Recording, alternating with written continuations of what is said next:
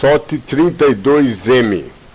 Estamos falando sobre a série Não Perda de Salvação. Não é possível haver perda de salvação. Agora vamos estudar versículos que os objetores dessa maravilhosa doutrina querem usar como se houvesse, Deus tivesse mentido e falhado e houvesse perda de salvação. Mas na realidade essas passagens se aplicam a judeus, a morte física e a destruição de Judá e Jerusalém por Nabucodonosor. Essas passagens são Ezequiel 3, 18 a 21 e 33, 8.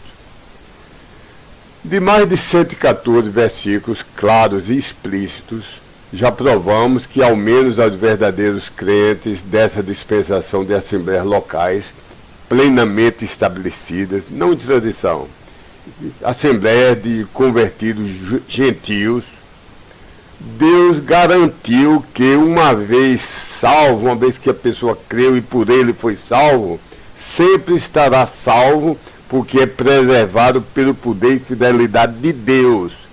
Mesmo que na terra, às vezes fraquejemos e sejamos disciplinados por Deus, e mesmo que no céu percamos galardões. Agora refutaremos as tentativas de objeções a essa maravilhosa doutrina das pessoas que ensinam que a pessoa pode ser salvo, perder a salvação, ser salvo de novo e perder a salvação, ser salvo de novo e perder a salvação, e se tiver a infelicidade de morrer quando perdeu a salvação, vai para o inferno. Então refutaremos as tentativas dessas pessoas, e agora as tentativas que alegam as passagens de Ezequiel 3, 18 a 21 e Ezequiel 33, versículo 8. Veremos que essas passagens se referem ao grupo de capítulos da Bíblia, de Gênesis a Malaquias, isso é o Velho Testamento, que são para filhos de Israel, ou prosélitos, isto é, gentios convertidos ao judaísmo. As passagens são as seguintes, eu vou ler somente... Não, vou ler tudo. 3:18. Quando eu disse ao ímpio, certamente morrerás, e tu não o avisares, nem falares para avisar o ímpio a respeito do seu mau caminho para salvar a sua vida, aquele ímpio morrerá na sua iniquidade, mas o seu sangue da tua mão o requererei. Então presta atenção que aqui está falando de morte física e vida física. Jerusalém estava cercada, aliás, ia ser cercada, e o profeta estava avisando que se arrependessem para evitar uma mortandade terrível que haveria. E Deus está dizendo nesse versículo, se você avisar, mas o ímpio não se converter, não der ouvidos a Deus, ele morrerá, mas se ele morrer avisado, Ezequiel não tem nenhuma culpa. Mas se morrer avisado, então Ezequiel não tem culpa. Pela morte, ele morrerá na sua iniquidade, mas o seu sangue da vida física dele não será responsabilidade de Ezequiel. 19. Mas se tu avisares ao ímpio, e ele não retroceder da sua impiedade e do seu ímpio caminho, ele morrerá, novamente aqui a morte física, na sua iniquidade, mas tu livraste a tua alma. Verso 20. Semelhantemente, quando o justo se desviar da sua justiça e cometer a iniquidade, e eu puser diante dele um tropeço, ele morrerá, novamente é morte física, porque tu não o avisaste. No seu pecado morrerá, e as suas justiças que tiver praticado não serão lembradas, mas o seu sangue da tua mão requererei. Que era um homem justo, caiu em pecado, Ezequiel não avisou, então Deus vai responsabilizar a morte física daquele homem pela displicência e o relaxamento e a preguiça, o não cumprimento, a desobediência do profeta. 21. Mas se tu avisares o justo, para que o justo não peque e ele não pecar, certamente viverá. Isso é vida física, porque foi avisado e tu livraste a tua alma. O outro versículo é Ezequiel 33, 8. Se eu disser ao ímpio, ó ímpio, certamente morrerás, e tu não falares para dissuadir ao ímpio do seu caminho, morrerá esse ímpio na sua iniquidade, novamente aqui é morte física, porém o seu sangue eu requererei da tua mão, porque o profeta tinha desobedecido a Deus. Em primeira instância, para responder aos nossos objetores, tenho eu que em minhas roupas usar franjas, ademais com cordão azul? Claro que não. Não conheço nenhum crente, nenhum pastor de nenhuma denominação que use assim, roupas com franjas, franjas aqui, franjas nas calças, franjas nos paletós, franjas nas gravatas, franjas nas camisas. Não conheço ninguém que faça isso em toda a terra. Viu?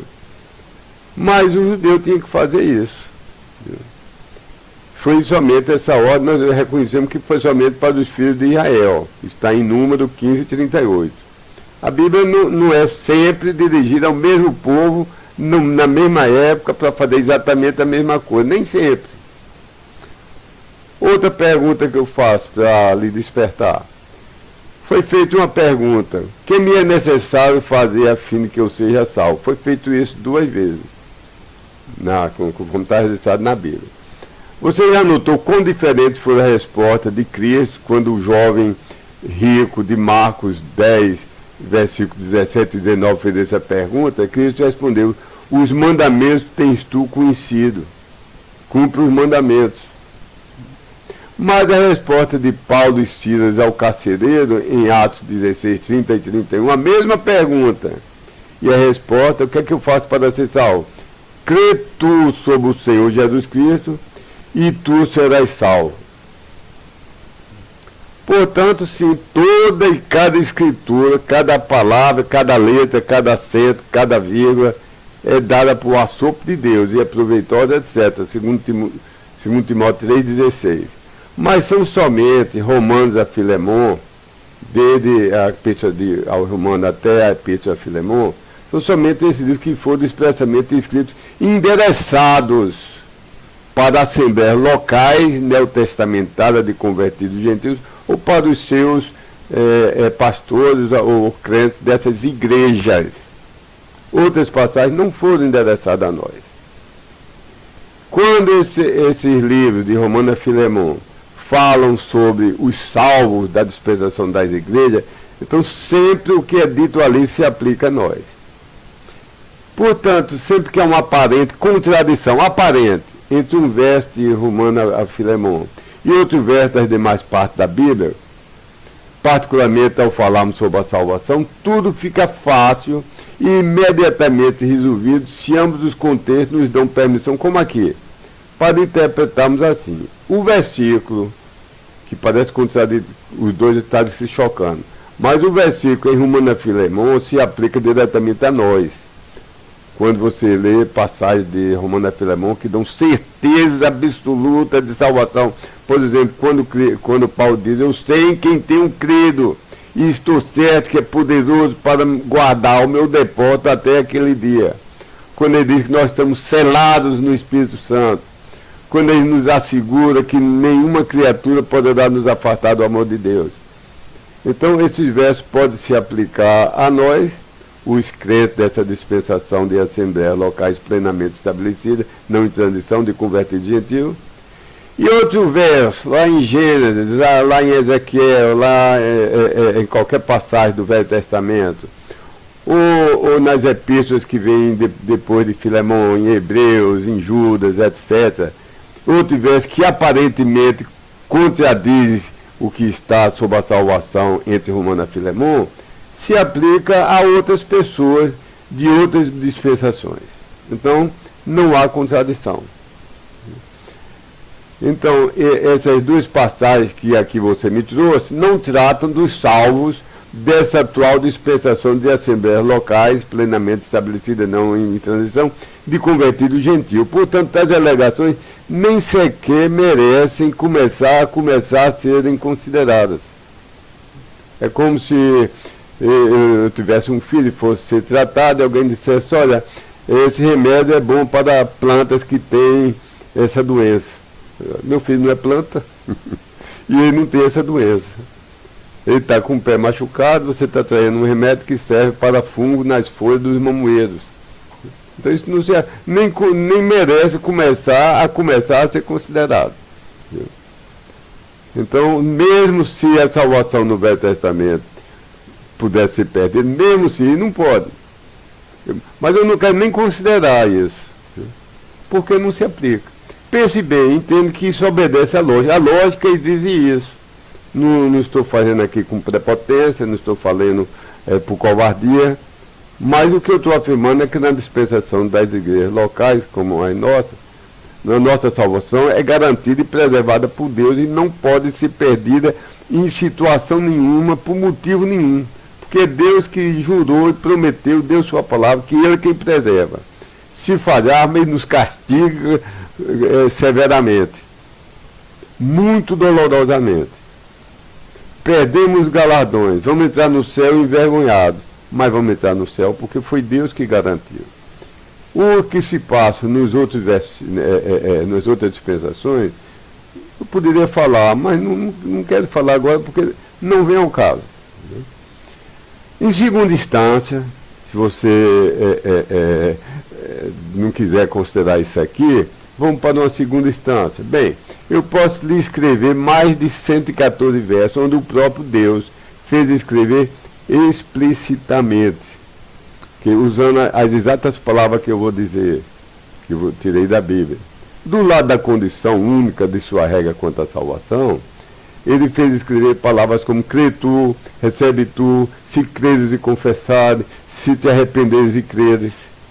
E do lado do resultado infalível, da consequência garantida, ele fez escrever expressamente, literalmente, palavras como vida eterna, vida que dura para sempre, não entrará em condenação, nunca perecerá, jamais será condenado, se eu preservarei, nenhum ser criado poderá nos separar para longe do amor de Deus. Um exemplo, começando em 1 João 5,10. Faça um pause e abra na sua Bíblia para você conferir na sua própria Bíblia. Leia em voz alta também. Eu espero. Versículo 10. Aquele que está crendo para dentro do Filho de Deus tem o testemunho dentro de si mesmo. Aquele que não está crendo para dentro de Deus, mentiroso tem feito. Deixa eu fazer uma observação aqui. Quem lê que Deus deu a salvação e Ele preserva, e que a vida é eterna, a vida que Ele dá dura para sempre, e que ninguém pode arrebatar da mão de Cristo nem da mão de Deus. Quem lê e não crê, não é salvo, porque está chamando Deus de mentiroso. Se ele nunca notou isso, tem desculpa, eu tenho esperança que ele seja um salvo mal instruído. Mas quem conhece esses versículos e diz a mentira de Deus, ele não vai me preservar, é responsabilidade minha, a salvação é em parte pela graça e em parte pelas minhas obras, está chamando Deus de mentiroso e não é salvo ainda.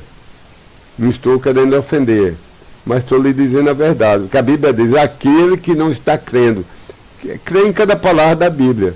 Se você lê na Bíblia que Deus deu a vida eterna e você diz que não é eterna, você está chamando Deus de mentiroso. Quanto o fim do versículo. Porquanto não tem crido no testemunho que ele tem testificado concernente ao seu filho.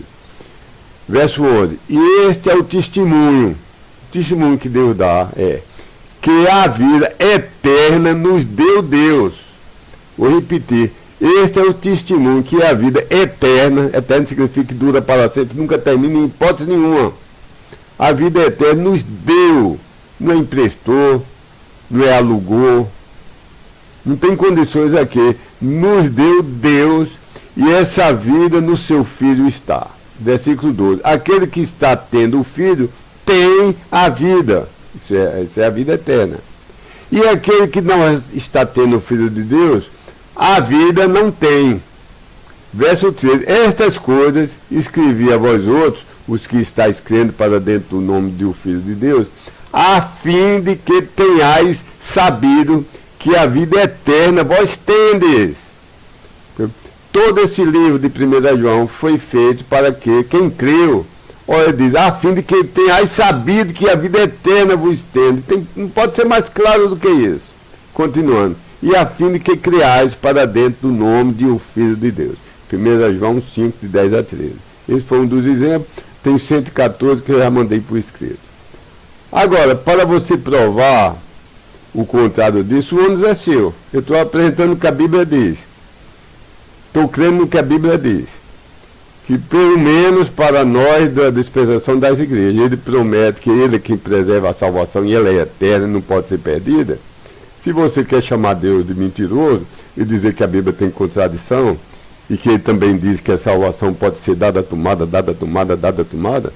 você que tem o ônus de mostrar pelo menos uma passagem diretamente referente ao salvo, de preferência nessa parte de Romanos até Filemão, que explicitamente, do lado da condição acima, que é crer, recebe tu, tenha a negação do que eu falei acima. Então tem a frase assim, crê tu, mas não serás salvo se tu não preservares. Crê tu, eu darei uma salvação provisória. Mostra um versículo desse. O crente tal creu mesmo, foi salvo, não foi escrito no livro da vida. Depois Deus apagou o nome e a pessoa perdeu a salvação. Depois creu de novo, mostra uma passagem dessa. Aí foi salvo de novo e não foi escrito em cima. Depois ele pecou demais, aí Deus apagou o nome, ele morreu. Terminou aquela pessoa indo para o inferno. Mostra uma passagem dessa, a obrigação é tua, é sua. Decididamente, essas suas duas passagens alegadas não fazem isso. Encerremos essa passagem. E oro que você venha a crer nessas 114 passagens e seja salvo. Depois de você ser, uma explicação adicional que só darei depois de você crer e ter recebido a capacidade de entender. Enquanto você não crê, você é um homem natural. Se é um homem natural, você não tem o Espírito Santo. Se não tem o Espírito Santo, você não tem capacidade de entender. Depois que você crê nessas 114 passagens, voltar, mas aí eu estou com dificuldade nessa passagem de Ezequiel. Aí você vai entender. E posso falar o seguinte, essa explicação. Uma das mais importantes regras para se entender corretamente qualquer passagem na Bíblia, aliás, em tudo da vida, é colocá-la dentro do seu próprio contexto. Contexto é tudo. A regra que eu digo, a regra principal de entendimento, de interpretação, de homilética. Aliás, de hermenêutica. A regra principal é contexto, a segunda regra principal é contexto, e a terceira é contexto. Examine o contexto. Se eu vi minha esposa falando que vai comprar um pó novo que chegou dos Estados Unidos, do outro canto, eu entendo que aquilo é um produto de beleza. Mas se eu ouvir dois traficantes falando, o pó que chegou da Colômbia é um pó bom, eu sei que aquilo é cocaína, é droga. Então você tem que ver o contexto para entender as coisas. Ezequiel escreveu essas palavras aproximadamente no ano 597 a.C., na Babilônia, para onde ele tinha sido tomado como prisioneiro por Nabucodonosor. Mas antes da destruição total de Jerusalém, que ocorreu no ano 586 a.C. Enquanto Ezequiel estava no exílio, Deus o tinha comissionado a ser um atalaia sobre a casa de Israel. Isso está escrito em Ezequiel 3,17 e 33,7, que eu vou ler agora. 3,17. Filho do homem, eu te dei por atalaia sobre a casa de Israel. E tu da minha boca ouvirás a palavra e avisá-lo-ás da minha parte. Versículo 33,7. Ezequiel 33,7. A ti, pois, ao filho do homem, te constituí por atalaia sobre a casa de Israel. Tu, pois, ouvirás a palavra da minha boca e já anunciarás da minha parte. O foco da vida de Ezequiel deveria ser o de avisar àqueles que viviam em Jerusalém que, a menos que se arrependesse imediatamente, um mesmo e só destino os aguardava.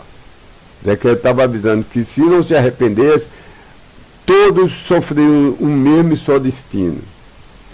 Quer os ímpios não advertidos, por preguiça de Ezequiel, Os ímpios advertidos, mas não arrependidos, nem convertidos, ou justos que passaram a ser ímpios.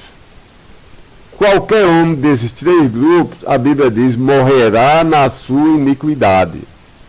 Então Ezequiel estava lá do exílio, se dirigindo aos israelitas, aos judeus, que o reino de Israel já tinha desaparecido há muito tempo. E o reino de Judá estava chegando a hora dele. E Deus mandava que ele advertisse, para eles se arrependerem. E falando de morte física. Em outras palavras, aqueles cidadãos arrogantes de Jerusalém, desobedientes a Deus, rebeldes, erradamente sentiram que, uma vez que eles já tinham escapado com vida do primeiro e do segundo cerco de Nabucodonosor, nos anos 605 a.C. e 597 a.C., eles pensavam, olha, já escapamos com vida, estamos aqui gordos e satisfeitos, já escapamos de 2 cercozinhos aí de Nabucodonosor, nós vamos escapar do terceiro. Eles pensavam que não tinham nada a temer, nem precisavam se arrepender.